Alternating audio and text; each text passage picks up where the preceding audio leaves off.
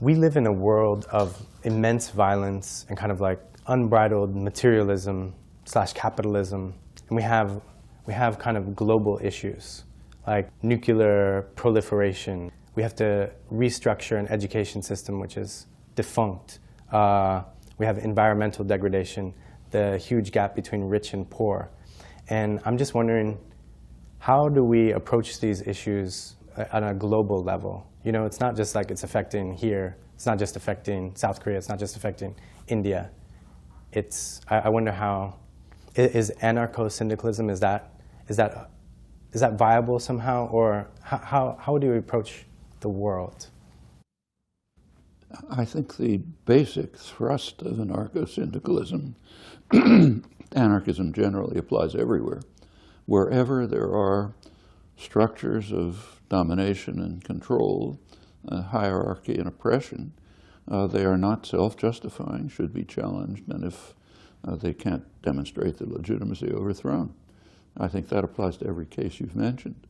It's not a formula as to how to deal with, say, environmental destruction, but it lies in the background.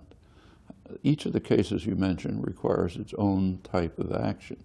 With regard to nuclear proliferation, actually we have an answer. The problem is to implement it. The Non-Proliferation Treaty obligates the nuclear powers to carry out good faith measures to eliminate nuclear weapons.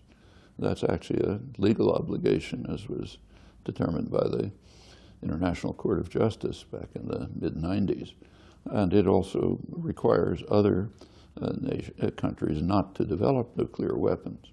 There are, at the moment, several that have, outside the NPT, Israel, India, Pakistan, and now North Korea. But there are ways to overcome this. For example, in the case of the Middle East, a serious way to approach it would be to try to establish a nuclear weapons-free zone in the Middle East. It's been formally accepted by the West, but only formally. Just last December, there was to be a conference in Helsinki to move forward on this proposal. Israel announced they wouldn't attend. Iran announced that they would attend with no preconditions. And a couple of days later, President Obama canceled the conference.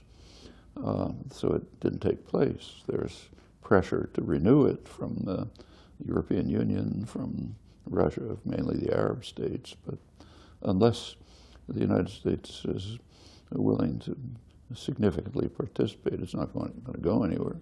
But there are mechanisms. We can think of ways of overcoming this problem. When you turn to environmental degradation, it's a little bit different. It's a horrible problem.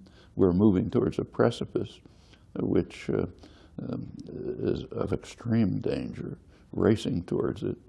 And the longer we wait to eliminate reliance on fossil fuels, the worse it's going to be. But it's not so clear how to do that. It's different from the nuclear threat, which in fact, at least in principle, we know how to get rid of. Dr. Noam Chomsky, thank you so much. We really appreciate it. Yeah. Thanks.